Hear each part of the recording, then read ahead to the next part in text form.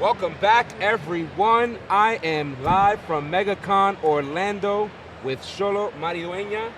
You already know, I practiced all week to say the name. I was about to say, I think that's like the best I've ever heard my name pronounced. You know, I gave it. This is a core memory right here that I'm having. I appreciate that. Yeah. And where else but whatnot will we have an opportunity to make that core memory? I'm rocking here with, of course, Miguel from Cobra Kai, but of course, Jaime, Jaime Reyes, the Blue Beetle, soon to be. My guy is here with us live today. Thanks so much for being here, brother. Thank you guys for having me. I appreciate it. Yeah, not a problem at all. It's kind of wild to hear Blue Beetle. Yeah. It's you know, my whole life it's been Miguel, so now it's you know, it's crazy. But yeah, thank you guys for having me. It's my first time in Orlando, so good. Well, welcome. Hopefully we give you a good welcome on the Whatnot app. And now just to give you a breakdown of the way everything's going to be working, chat, we're going to be having items signed by Xolo right here, all stream long. You can get access to these items. We're going to be starting off with a giveaway, but of course we've got glow-in-the-dark Blue Beetle items. We've got other Blue Beetle Funko Pops. We got some TMNT versus Cobra Kai figures, which are absolutely sick. And then of course we've got Infinite Crisis number 3. Some of course origin stories, backstories of the Blue Beetle. So we're going to chop it up. Me and Xolo are going to talk. He's going to sign. I love it. Do this? All right, yeah, I'm ready. I mean, this is fun. I like this. This is the way we do it here. You know, keep it calm and relaxed. Now the line is not going to be as fun for you out there. I'm sure you got people there all day long. What's that convention scene been like for you? What's the response from all your fans? I mean, this is one of the really one of the most intimate moments that you get as an actor doing stuff that honestly you're not usually around when people are watching the thing. Getting to meet people at the Comic-Cons is one of my favorite parts of the whole process, because you see people who are like, oh, I get to connect with my kids with this show, and especially with a show like Cobra Kai that I think is truly intergenerational and like parents can watch it with their kids. It provides for a really great experience here at the cons where it's gotta be fun to see the age range of your fans. I'm sure as you come out to these cons, you've got it's like half little kids, half like 40 to 50-year-old guys who are like, you were sick when you punched that guy in the leg. How many people actually try to reenact the roundhouse kicks? There's been definitely since Cobra Kai, there's been a bunch more people who are like, oh, we should fight. I'm like, I think looking at you right now, we should fight. I think that's the way we should. Oh, snap! That's how we end. That's how we end this. Yeah, this is how we end the Whatnot. The battle right here. We're gonna find out. Like it's WWE. Yo, listen, I had Mercedes Moné in here yesterday, the NJ New Japan Pro Wrestling champion. Oh, whoa! Pretty intimidated when she put the championship belt right here on the table. So, you know, she came ready. Whoa! She let me know what's up real fast. That's sick. Listen, I'm here again with Xolo. We're going to be rocking out. Don't forget, all the items are in the Buy It Now that you can purchase. We've also got some cool TMNT versus Cobra Kai figures you got to get your hands on. And then, of course, we've got these comics, which are absolutely sick. So we're going to keep rocking here. And now, we were talking about the cheers every time that you come out, because we're right behind you guys. You're getting all the crazy cheers, man. Does it ever get old for you? No. It's such a blessing that, the fandom, and it's something that honestly quite surprised me at the beginning of this journey with Cobra Kai. I didn't realize how close the Karate Kid was to so many people's hearts. Oh yeah. And once that first season came out, even when we were on YouTube, like people were like, I love the Karate Kid, and this is a cool like spin-off kind of show, and it was great to go in with an open mind, because I think if I had known how many people were into it, I would have been way more like, nervous. It's like that responsibility on your shoulders because you've got everything. I mean, but definitely what was great about it is, not great about it, but the timing was pretty much everything, right? Because the show really took off during the pandemic, right? So you had a lot of people that were able to tune in and kind of really fall in love with the version of the story that you had put out. No, absolutely. And that was kind of the most jarring part of it all, being that everyone was kind of forced to stay at home, and they released 3 seasons that had been filmed like years ago. I Don't Look the Same, and overnight there were so many people like seeing the show, and it went from a cult fan base to a worldwide fan base, and it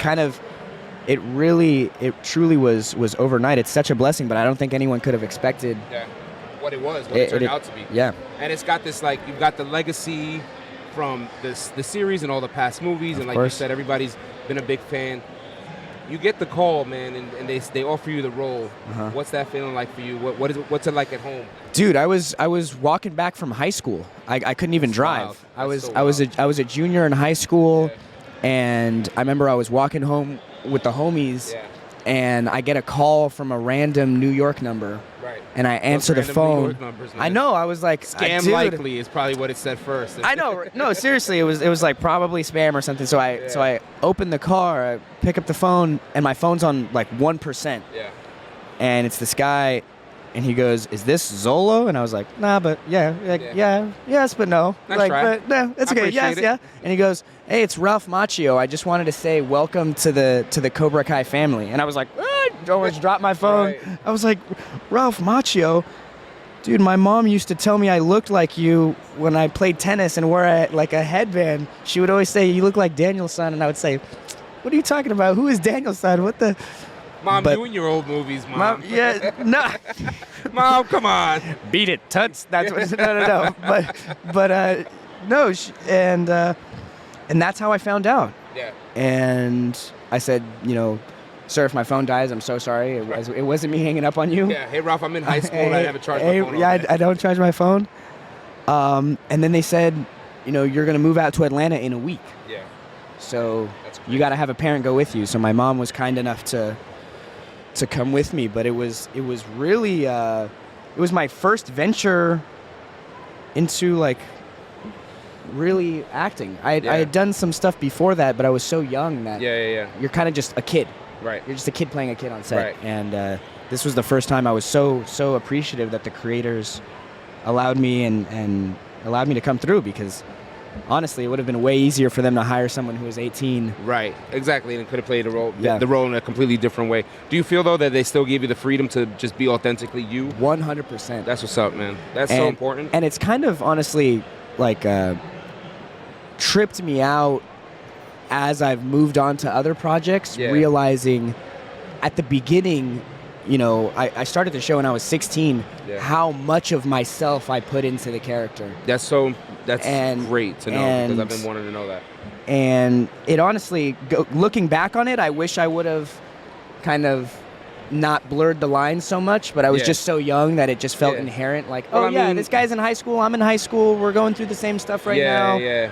Because Miguel on screen throughout the series is going through his own character development and all the things that he's learning to do. And I mean, you growing up on set has got to be another thing. So being surrounded by people like Ralph Macchio and the rest of your castmates, did you feel like you were constantly learning every day? Absolutely. I mean, my biggest goal is to be a sponge in situations like that. Yeah. When you're around, especially like, it's one thing to be around great actors like Billy and Ralph and Marty, but also the crew is so fantastic. Yeah.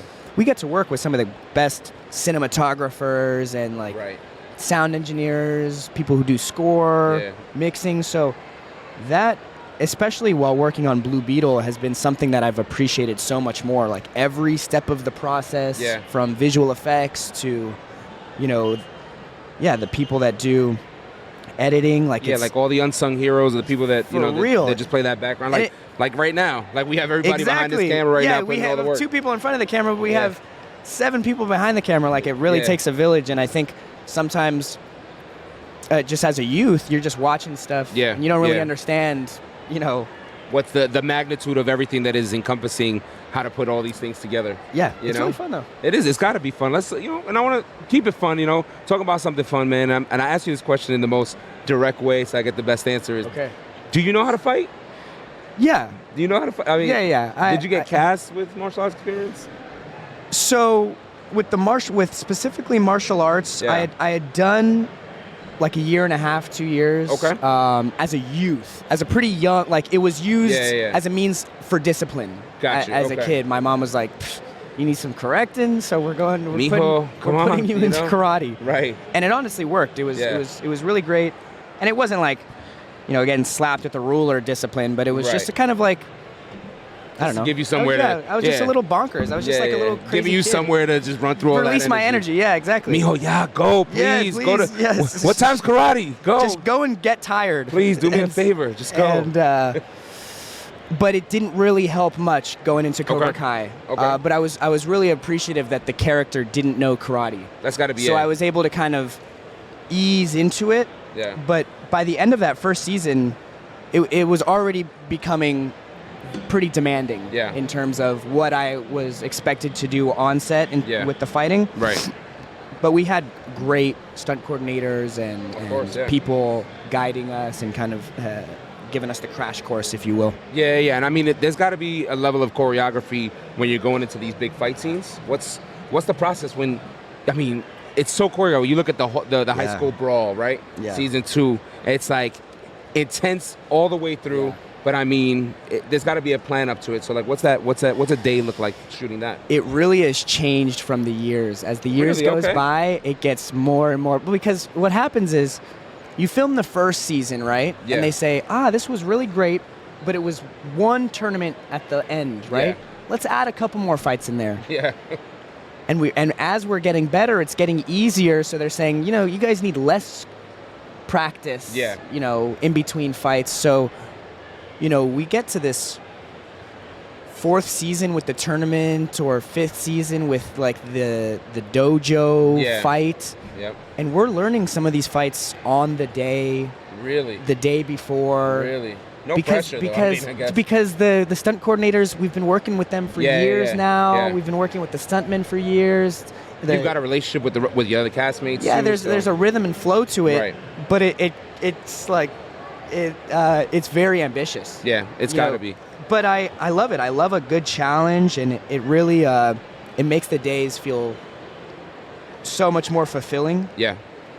So we've got Xolo here signing a bunch of items. I just want to bring a little attention to the Buy It Now item. Remember, we've got Funko Pops being signed now. You see the Blue Beetle Funko Pops being signed. We've got the glow-in-the-dark and the common variants. We've got these very, very sick TMNT versus Cobra Kai figures going up. And then again, you're going to be seeing some of these exclusive comic books. I mean, Infinite Crisis 3, we're talking Blue Beetle covers. We've got Blue Beetle origin stories and things like that. So if you want to get in on the action, start purchasing. Get in on the auction block. Don't miss out. Add these to you. You couldn't make it to the con. You don't want to wait to Xolo's line. We got you taken care of. We're bringing the con home to you. Be sure to check out that Buy It Now. Xolo, my guy, I got to ask you, you do so much Cobra Kai. You've heard about all the, you got so many fans that know you from that sense. Mm-hmm. What's a day like for you where you just kind of unwind, man? Like kick back? Is it a lot of family? What does it entail? Yeah, I mean, when I'm not working, I'm a homebody. Yo, I'm 21, but I don't like the usual 21-year-old activities don't really fit with my with who I am. I got you. So honestly, watching movies is my favorite thing. Yeah. I love movies. I feel like such a bland actor saying that. Nah. It's just like I work and you watch movies. I work and I watch movies, and that's my favorite thing. Board games. It doesn't even matter. Like once you put the movie on, you got to commit to it. I'm the type of person, I'll watch good movies, bad movies. I'm just watching movies all the time. I watch a movie a day. Yeah. Yeah. What's the last one you watched? Slumdog Millionaire. Oh, okay. That's a banger. Yeah. Before that, Amélie, French movie. Okay. And then before that, The Raid. You seen The Raid? I haven't seen The Raid. Dude. No, you got to put me on. The Raid. The Raid is the best martial arts movie. The Raid. I don't want to say the best because that's kind of blasphemous, but it's one of top 3 for sure. All right. Yeah. All right. I got you. And The Raid 2 is even better. The Raid 2 better than the original. Crazy. The last thing I just watched was Creed. I just went to go see Creed 3. Oh man. How was it? Amazing. You already know Michael B. Jordan. He's directing. Major, yeah, crazy. And he's got the book coming out too for the Creed series that they're working on and everything. He had in character or Michael B. Jordan talking about the experience. Now Michael B. Jordan is writing a comic book for it. Yeah. Oh, a comic book. A comic book. Yeah. Comic book. So they're gonna be pushing that soon, but it's definitely cool to see it start to cross over. But I mean, the movie was crazy. Obviously, I watched a bunch of other stuff. But I hear he takes a lot of influence from anime. I hear he likes anime, with the fights, now that he's directing and kind of giving the vision for the movie. You can see it too, though. Yeah. Like when you look at Creed 3 and you look at the way that the camera angle slow-mo punches, and then It's the timing of everything, the way they break it down, but really the camera angles just make you similar to Cobra Kai. They make you feel like you're just in that scene, right? They keep you glued in, they keep you drawn in with the way that they shoot it. I mean, that's been one of my favorite things about watching, so many different movies is you see these directors, and especially as like 3D starts to be something that is more widely used and not just for superhero movies. It's crazy what you can do. Like, I remember watching Hugo. Remember that movie? Yeah, Martin Scorsese? Yeah. That's a while 10 years ago. Yeah. But the story about this little boy from the UK who was working with clocks. That movie came out in 3D. Yeah, Hugo came out a while ago, but there's not really, it's not 3D for special effects. It's so that the person in the frame kind of you get the perspective of and it. It's like it makes it so much more intimate, and that's the best part about like on-screen work, right? Like I talk to a lot of voice actors who kind of talk about how one of the biggest challenges that they have is always kind of portraying that emotion that you don't visually get to see. That's the biggest challenge. And that's a huge challenge, It's so hard. Yeah. People say like, oh, you get to just, walk in with your pajamas, but it is so not even that easy. But you meet people who are fantastic voice actors. Zach Aguilar, who's here today. Yeah. I mean, the list goes on. Yeah, they're crazy with it. And you're doing it with just your voice. Yep. Yeah, and I mean... And a lot of the time... Oh, sorry. No, go ahead. And I was saying, and a lot of times, too, you're doing it before you're even seeing the animation. Exactly. Like, you don't get to see and they don't even get to be in there with the other people while they're shooting the scene. You know what I'm saying?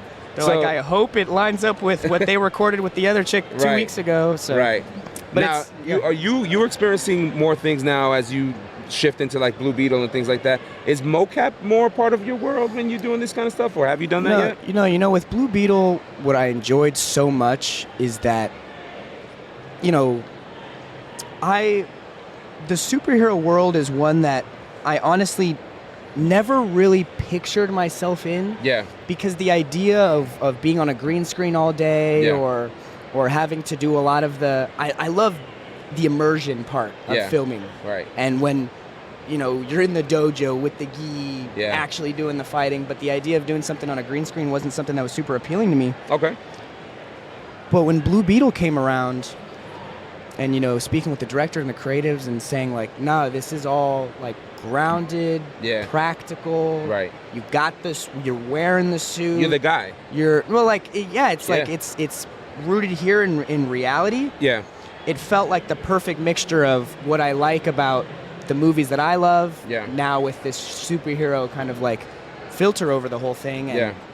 And it seems like you walked on set and you felt really comfortable about the entire environment. It was lovely, dude. I gotta be honest too, Xolo. I mean, first Latino-led superhero movie, Latino star in the Blue Beetle. How does that make you feel walking on set, trying to hit those kind of milestones? It may not be a huge thing to a lot, but it really does make its own impact. Yeah, I think that was kind of the beacon through any hesitations that I had. That knowing what this movie could open the doors for, is the biggest motivator. That's so wild, And I think in a moment where, this is my first movie. Yeah. I'm doing a lot of firsts. Yeah. When these people are expecting me to, approach it with veteran these people at DC and Marvel and these big corporations, they expect you to be. They're working with the creme de la creme. So and then you walk on. They want really you to great perform. to have such a great crew and team that was so willing to let me be that sponge on set and let me make your mistakes. Make the mistakes that you're gonna make. Yeah, not make the mistakes, but also just be an open ear. Okay. And it really was, getting to work on Cobra Kai has been one of the biggest blessings of my life, and getting to work with Netflix and kind of have a second wind for this show has been crazy. But Blue Beetle, man, was the most fantastic thing ever. That's what's up. And trailer's coming out on Monday. There it is. The drop. I mean, listen, trailers come out on Monday. While we're signing these items, they're in the buy now and the auction. We've got TMNT versus Cobra Kai figures. The trailer's coming out on Monday. Tell the people what they can expect. Is Blue Beetle the next one? Like, is Blue Beetle up right now? Look, Xolo, tell me, are we gonna see you put on a performance right now? Here's all I'm saying, okay? Say it all right now. Don't even worry about the camera. Nobody's here. It's Look, just us. It's a DC summer. That's what I'm saying. It's a DC Look, summer. all I'm saying is, Watch out. watch out. Watch out. You got no, and you know, to speak to the Latino thing that you were saying and what that means, as much as it is a Latino thing, and it should be a moment that we champion Latinos. Of course. It also needs to be a message that Latinos shouldn't mean less than their counterparts. 100%. That these Latino movies should be getting the same money, the same, you know, love, the same. But it also means we got to show up and support all day. All day when we're on the screen. Yeah. We got to show up and support. Yeah. Get your tia, get your tia's cousin. Go with the lady from the bodega, the lady who do your mom's nails, all of that. Go with the patelillo lady in the corner in the Bronx that I frequently visit. What's up? You know, go out there, watch the movie, support my guy Xolo being the next on-screen superhero. But, dude, more than that, it's an ensemble. Oof, the whole team. It's a family movie at heart. That's what's up. And the family is phenomenal. You know, we got veteran actors from Mexico playing, you know, family members. We got George Lopez as the uncle. I mean, come on. Belisa Everybody's Escobedo. uncle. It's a party. And it was kind of fun too, you know, because you're meeting these people a week and a half, 2 weeks before filming, and you got to pretend like you've known them for 20 plus years. Yeah. It was so fun finding that with this family, and it felt so natural. It's got to be a great balance when you get on there and you work with a cast and crew that you can feel like their family. So shout out to you, man. I'm really happy to hear that you're really excited for Blue Beetle. I know we were excited to definitely talk about it. Kind of shifting gears a little bit. You've got a chat right now full of all your fans, people that love Cobra Kai, people looking forward to Blue Beetle. Guys. You know, you're 21 years old, bro. You're absolutely crushing it. You know, what's the message to your fans, to the people that look up to you? Here's the message. The message is, I've learned that the opportunity as a youth, as a kid, we're so blessed to hopefully be living under a safe roof and having 3 meals a day. That the best thing you can do is learn as much as you can. I remember being a kid every day and being so like hesitant and so like, I hate school, but it's really the chance you get to like find your bearings. It's such a daunting thing to go into college and have them ask like, all right, what do you want to do? You better know what you want to do for the rest of your life. Because you're choosing right now. Choose your major and stick to it. And if not, like, you're probably out of here because you can't keep up. That, you know, take that time before if you even want to head into college, to learn as much, try as many different things as you can. Dude, try photography, try hobbies, try like, whatever. Chase it. And also, like, Blue Beetle is coming, but dude, I've been acting for like 12 years now. There's like, no overnight success. There's no overnight success, and if it's something that you love, you just keep doing it, and the right people will, like the right moment will happen for you. And all you need is that one yes. Absolutely. That's what's up. That's the message. That's the message. Short. It's short, it's sweet, but it's the truth. Again, we're live here with Xolo Maridueña, who has been an incredible guest with us today, talking about all the things he's done, the things he's got upcoming. We've got a lot of items that we're bringing home to you. The people that couldn't make it to the con, we got you covered. We're going to be sending you these items here. Check out the Buy It Now. Check out the auction as it continues to roll. This is a collector-based platform, man. What do you collect? What are you into? Magic the Gathering cards. Get out of here. Yeah, Magic. No way. I play Magic the Gathering. No That's way. like I got you got graded cards? I don't collect it like that. I'm not collecting it for, you know, the art piece or such. I play all the time. So and Magic is one of those games where you got to keep. They're like, you got to keep buying the newest set because the old ones are illegal now. Right. Magic the Gathering. MTG is huge on Whatnot. And then vinyl. Yeah. I got 2 major categories on Whatnot, by the way. Oh, really? Records. Okay. And Magic the Gathering. You know, we had Post Malone on here, played Magic the Gathering. They picked a winner for $100,000. Yeah, we played Magic with Posty too, but Have you? that guy is like, people say like pay to win, Yeah, right? yeah.